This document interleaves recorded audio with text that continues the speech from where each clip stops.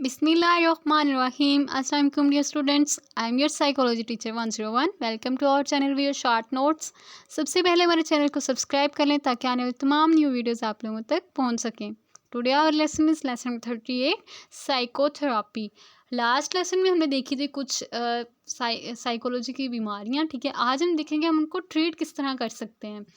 अब जो हमें कैसे पता चलेगा कि हमने कब साइकोथेरापिस्ट के पास जाना है. ठीक है, अब जो according to Engler and Goldman उन्होंने कुछ सिम्टम्स दिए थे, लिस्ट दी थी कि कब हमें उनके पास जाना चाहिए. अब उनका ये ख्याल था कि अगर तो आप distress for a long term मतलब आप फील कर रहे हैं कि बहुत देर हो गई है, मैं ऐसा फील कर रही हूँ. ठीक है, स्ट्रेस में हूँ या फिर कोई ऐसी मतलब आपको नींद नहीं आ रही बहुत देर से, आप बहुत ज़्यादा हाई स्ट्रेस फील कर रही हैं बहुत देर से और आप किसी भी सिचुएशन को कोप अप नहीं कर पा रही, जो आपका मतलब होपलेसनेस है वो बढ़ती जा रही है. इसके अलावा आप दूसरों से अलग रहना शुरू हो चुके हैं, जो ये क्रॉनिक की तरफ आपकी बीमारी साइकी की तरफ जा रही है. ठीक है, आपको अगर कोई फीबिया बहुत जो फोबिया है बहुत ज़्यादा आपको वो फील हो रहा है. इसके अलावा आप फील कर रहे हैं कि आप दूसरों से बात करते हुए मतलब अच्छा नहीं फील कर रहे. उसके अलावा दूसरों के साथ इंटरेक्ट नहीं कर पा रहे, फ्रेंडशिप्स नहीं बना रहे, रिलेशनशिप्स नहीं बना रहे, तभी आ जाते हैं. तब आपको जाना चाहिए साइकोथेरापिस्ट के पास. अब इसकी वेराइटीज़ क्या होती है साइकोथेरापिस्ट की. अबाउट 400 जो है साइकोथेरापिस्ट जो हैं वो अवेलेबल हैं. ठीक है, जो कि डिपेंड करते हैं थेरेटिकल ओरिएंटेशन पे, नेचर पे, हमारी प्रॉब्लम की कि हमने किस तरह इसको डील करना है. सबसे पहले इसकी ओरिएंटेशंस देखें. इसके कौन कौन सी ओरिएंटेशंस हैं.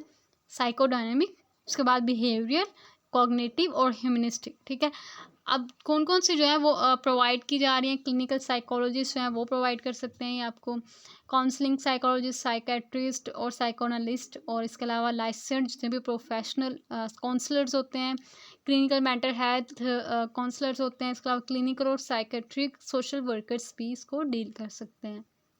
सबसे पहले देखते हैं क्लिनिकल साइकोलॉजिस्ट कौन से होते हैं. अब जिन्होंने पीएचडी की होती है साइकोलॉजी डिग्री में वो हैं आपके पास क्लिनिकल साइकोलॉजिस्ट. और जिन्होंने कंप्लीट की हुई है पोस्ट ग्रेजुएट इंटर्नशिप किसी न किसी हॉस्पिटल में प्रैक्टिस की हुई है. ठीक है, और इसके अलावा काउंसलिंग साइकोलॉजिस्ट कौन से होते हैं. इन्होंने पीएचडी की होती है, इसके अलावा इनके पास एजुकेशन डिग्री होती है. ठीक है, या काउंसलिंग करते हैं आपकी. ठीक है, वर्क प्लेस पे. आगे जो साइकेट्रिस्ट होते हैं ये एमबीबीएस डॉक्टर होते हैं, इनको हम मेडिकल डॉक्टर भी बोलते हैं. ठीक है, ये जो जितनी भी सीवियर किस्म की होती हैं मेंटल इलनेस ये उनको ट्रीट करते हैं. ठीक है, आगे जो साइको एनालिस्ट होते हैं ये प्रोफेशनल स्पेशलाइज होते हैं साइको एनालिसिस में. ठीक है, ये मेडिकल डॉक्टर भी हो सकते हैं. ठीक है, साइकोलॉजिस्ट जो हैं वो भी ट्रेन कर लेते हैं साइको एनालिसिस को. आगे लाइसेंस जो प्रोफेशनल होते हैं इनके पास मास्टर डिग्री होती है. ठीक है, और इसके अलावा ये थेरेपी कर रहे होते हैं इंडिविजुअल या कपल या फैमिली की. जो क्लिनिक और साइकेट्रिक सोशल वर्कर होते हैं इनके पास भी मास्टर डिग्री होती है. ठीक है, ये स्पेशलाइज्ड ट्रेनिंग के बाद ये कर रहे होते हैं. जो थेरेपीज़ हैं ये किस पे बेस कर रही हैं. साइकोडायनेमिक अप्रोच पे जो बेस कर रही हैं. वो क्या चीज़ सॉल्व करती हैं इंसान के जो पास्ट कॉन्फ्लिक्ट कोई भी है, कोई पास्ट कॉन्फ्लिक्ट की वजह से उनका उनका बिहेवियर जो अब एबनॉर्मल है, कोई ना कोई डेथ हुई है किसी की या कोई ऐसा एक्सीडेंट हुआ है, तब वो उनको साइकोथेरेपिस्ट जो है साइकोडायनेमिक अप्रोच को एनालिसिस. आगे जो साइको एनालिसिस है ये क्या है, ये सिगमंड फ्राइड ने इंड्यूस करवाए थे सबसे पहले. ठीक है, इसमें उसने डिफेंस मैकेनिज्म यूज़ किए थे. और जब साइको एनालिसिस है ये लॉन्ग टर्म होती है. ठीक है, ये एक लॉन्ग टर्म प्रोसीजर है, इसके बहुत ज़्यादा सेशंस लेने पड़ते हैं. यहाँ पे एक टारगेट होता है टू एक्सप्लोर अनकॉन्शियस मोटिवेशन. ठीक है, और इसके अलावा एक गोल होता है जिसमें इस्टेब्लिश किया जाता है इंट्रासाइकिक हार्मनी को. इसके बाद अंडरस्टैंड किया जाता है रिप्रेशन को और इंटरवेंशन की जाती है साइको एनालिसिस की. इसके बाद आगे आते हैं फ्री एसोसिएशन. फ्री एसोसिएशन क्या है. यहाँ पे कंफर्टेबल पोजीशन रखी जाती है और उससे उनसे पूछा जाता है पेशेंट से कि वो बात करें लाउड आवाज़ में. ठीक है, आप माइंड नहीं करें इस पे, माइंड नहीं करेंगे. रेलिवेंट, रैशनल, सेंसिबल कोई भी चीज़ जो है इसको आप वहाँ पे कंसिडर नहीं करेंगे. ये नहीं आप उनकी कैथारसिस कर रहे होते हैं, आप उनको कहते हैं कि अगर आप रोना चाह रहे हैं आप रो लें. ठीक है, अगर आप कंफर्टेबल जिस तरह है कंफर्टेबल होकर आप अपनी बात करें. ठीक है, आप उनको जज नहीं करेंगे. आगे जो इसके ड्रीम्स ऑफ फ्राइडियन अप्रोच है इसमें क्या किया गया था, उसने ड्रीम के थ्रू इंसान के बिहेवियर को अंडरस्टैंड की, उसकी जितनी भी डिज़ायर्स थी अनकॉन्शियस मोटिव में वो उनको रीड किया. इसके दो पार्ट होते हैं ड्रीम कंटेंट के, एक तो लैटेंट कंटेंट और दूसरा मैनिफेस्ट. जो लैटेंट होता है ये ड्रीम की जो सरफेस वगैरह को बताता है वो मैनिफेस्ट पार्ट में आ जाता है। जो लैटेंट है इसमें जितने भी हिडन पार्ट होते हैं, जो ट्रू मैसेज होता है विद इन ड्रीम, वो आ जाता है लैटेंट पार्ट में। अब इसकी सिम्बोलिज्म क्या होती है? जो मैनिफेस्ट कंटेंट होता है वो एक सिम्बॉलिक फॉर्म होता है जो कि सिम्बलाइज कर होता है कि किस तरफ इसके डिज़ायर जो है वो जा रही हैं। जो एनालिसिस होती है इसकी रेजिस्टेंस की, जो पेशेंट होता है वो फील कर रहा था इनहिबिशन, अनेबल, वो अपने थॉट्स को नहीं बताना चाह रहा होता, ठीक है। वो उनके दरमियान बैरियर आ रहा होता है उसके कॉन्शियस और अनकॉन्शियस के, उसके अनप्लेन्ड जितनी भी थाट्स वगैरह होती हैं, इवेंट्स वगैरह, वो उसको एक्सप्रेस करने से घबरा रहा होता है पहले। अच्छा, ड्रीम एनालिसिस किस तरह की जाती है? सिम्बलाइज किया जाता है ड्रीम को, ठीक है। थेरापिस्ट देखते हैं उसका लेटेंट कंटेंट जो है वो किस चीज़ की तरफ उसको सिम्बलाइज कर रहा है। अब जो एनालिसिस ट्रांसफरेंस होती है, इसमें क्या होता है? पेशेंट्स के इमोशन जो होता है वो रिस्पॉन्स करते हैं टुवर्ड थेरापिस्ट। जो पेशेंट का इमोशन होता है थेरापिस्ट की तरफ, जो काउंटर ट्रांसफर होता है वो थेरापिस्ट का इमोशन होता है पेशेंट की तरफ। इन दोनों पे जो क्रिटिसिज्म की गई थी इस पे वो ये था कि साइंटिफिक कोई भी प्रूफ नहीं दिया गया, ठीक है, अनकॉन्शियस वगैरह का। और साइको डिटर्मिनिज्म क्या है? फ्राइडन की अप्रोच थी डिटर्मिनिज्म की, जिसमें वो रूम फॉर कॉन्शियस और रैशनल डिसीजन मेकिंग और पर्सनल विल एक्ट यहाँ पे इग्नोर किया था इसने वेरिएबल्स को, इन्वायरमेंट के, ठीक है, कि यानी इन्वायरमेंट जो है वो यहाँ पे क्या रोल अदा कर रहा है, ठीक है। बिहेवियरिस्ट जो अप्रोच है यहाँ ट्रीटमेंट की, वो क्या है? ये एक साइकोलॉजिकल अप्रोच है, कंसिडर किया जाता है इसमें रिलेशनशिप बिहेवियर का, इन्वायरमेंट स्टिमुलाई के, और फोकस किया जाता है इस पर, ठीक है। जितना भी ऑब्जर्वेबल बिहेवियर जिसको आप ऑब्जर्व कर सकते हैं उसको आप अंडरस्टैंड करते हैं और उसको एक्सप्लेन करते हैं, ठीक है। ऑब्जर्वेबल बिहेवियर यानी ओवर्ट बिहेवियर, और स्पेसिफिक मेजरेबल उसके रिस्पॉन्सेज। अब इसकी मेथड क्या होता है इन्वेस्टिगेशन का? डाटा को कलेक्ट किया जाता है लेबॉरेटरी कंडीशन में या एम्प्लॉय किया जाता है टेक्निकल असिस्टेंट में। अब जो बिहेवियर्स होते हैं वो are not interested in unconscious inner motive behaviour में, आपका unconscious inner motivation biochemical process जो है वो इंटरेस्टेड नहीं होते। अब जो ये डायरेक्टेड होती है बहुत ज़्यादा बिहेवियर थेरेपी, ये फोकस करती है अनलर्निंग और मैल अडॉप्टेशन पैटर्न को, ठीक है।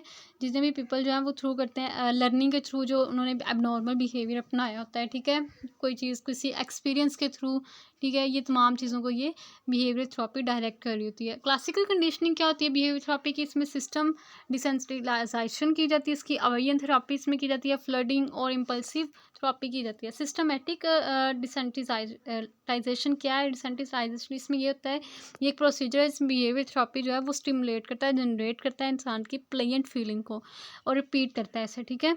एंजाइटी जो उसकी स्टिमुलस जो है वो उसको रोकता है एंजाइटी को। ये जो थेरेपी होती है, ठीक है, ये फियर में यूज़ की जाती है। जैसे फियर अगर किसी को बहुत ज़्यादा हो रहा है तब हम ये थेरेपी जो है वो यूज़ करते हैं। और ये थेरेपी में क्या है, ये आइवन पैवलोव ने यूज़ की थी। उसने अनलर्न जितनी भी अनवांटेड हैबिट्स होती हैं इंसान की, उसको उसने एसोसिएट किया अनवांटेड इम्पल्सिस के साथ, ठीक है। अब जो पेशेंट जो होता है वो डायरेक्टली इनकाउंटर करता है फियर प्रोवोकिंग स्टिमुलस की तरफ, ठीक है। ऑब्जर्वेशनल लर्निंग यहाँ पे कौन सी है? जितनी भी एक्सपीरियंस करते हैं मॉडलिंग और इमिटेशन के थ्रू, जो इंसान जो है वो बिहेव कर रहा होता है, जो उसका नज़र आ रहा होता है बिहेवियर, उसके स्किल्स, ठीक है, उसकी एंजाइटी या फिर फियर फोबिया, ये तमाम चीज़ें। ऑपरेंट कंडीशनिंग यहाँ क्या होती है? जो यूज़ करते हैं हम रिवार्ड्स या पनिशमेंट के थ्रू, ठीक है। टोकन इकॉनमी क्या है? जहाँ पे इंसान हम कहते हैं कि आपको टोकन दिया जाएगा एक, ठीक है, जिसे आप यूज़ कर सकोगे अपनी मर्ज़ी के मुताबिक। जैसे अगर कोई स्मोकिंग वाला बंदा है, आप उसको बोलते हैं कि मैं आपको एक टोकन दूँगी, अगर आप मेरी बात मानेंगे तो आपको हफ्ते में 1 सिगरेट मिलेगा, ठीक है। कॉन्टीजेंसी कॉन्ट्रैक्टिंग क्या होता है? ये एक रिटन कॉन्ट्रैक्ट होता है क्लाइंट का और थेरेपिस्ट का, कि आपने ये बिहेवियर अपनाना है, इतने दिन ये करेंगे आप, ठीक है। आपने नेगेटिव बिहेवियर को आपने अवॉइड करना है और एक टारगेट बिहेवियर को आप प्रमोट करते हैं वहाँ पे। आगे जो है यूज़फुलनेस ऑफ बिहेवियर थेरेपी, वो क्या है? 50 to 90% जो है ये फोबिया के जो पेशेंट्स हैं इसके थ्रू ट्रीट किए जा रहे हैं, और स्मोकिंग और ड्रग के भी, ठीक है। आगे जो बिहेवियर मॉडिफिकेशन है वो किस तरह की जाती है? नेगेटिव और जो एक्सेप्टेड बिहेवियर होता है उसको मॉडिफाई किया जाता है, उसको बदला जाता है, ठीक है। ऐसा ऐसा उसको मोटिवेट किया जाता है रेनफोर्समेंट के थ्रू, कोई इनाम दे के, कोई डिज़ायर गोल उसको अटेन करने के लिए, ठीक है। आगे जो बिहेवियर मॉडिफिकेशन वो क्या है? जो थेरेपिस्ट है वो क्या करते हैं? उसको मॉडिफाई करते हैं उसके बिहेवियर को इस तरह के वो डिज़ायर्ड बिहेवियर को इंक्रीज़ करता है आहिस्ता-आहिस्ता, और जो अनडिज़ायर्ड बिहेवियर होता है वो उसको कम करता जाता है, मिनिमम करता जाता है।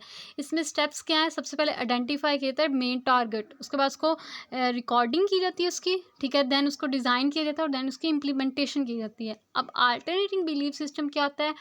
जो साइकोलॉजिस्ट और क्या करते हैं वो उनके पॉइंट ऑफ व्यू से जो साइकोलॉजिकल प्रॉब्लम होती है वो क्यों होती है इंसान को, जो वो परसीव करता है रिलेशंस में अपने कोई पीपल के साथ इंटरेक्ट करता है। यहाँ पे जो है वो इरेशनल बिलीव सिस्टम पे करते हैं कि इंसान के कौन सा बिलीव सिस्टम जिसको बीमारी की तरफ लेके जा रहा है। कॉग्निटिव बिहेवियर जो है थेरापी है, इसमें क्या कहता है उसके थॉट्स, ठीक है, उसकी मेन जो थॉट्स हैं उन पे नेगेटिव थॉट्स को है ऑटोमेटिकली अनअवेयर होती हैं, ठीक है, वो उनको होल्ड करते हैं। आगे जो है रैशनल इमोशनल बिहेवियर थेरेपी, इसमें क्या कहते हैं, ये एल्बर्ट एलिस ने दी थी। वो फोकस करता था अल्टरनिंग और इरेशनल बिलीव्स पर। जो इंसान ने, जैसे कि बिल्ली ने रास्ता काट लिया तो अब पता नहीं क्या हो जाएगा, फिर उनके साथ अगर कोई मिस हैपन होता है तो वो चले जाते हैं ट्रॉमा में, हाँ ये देखा इसीलिए हुआ है, ठीक है।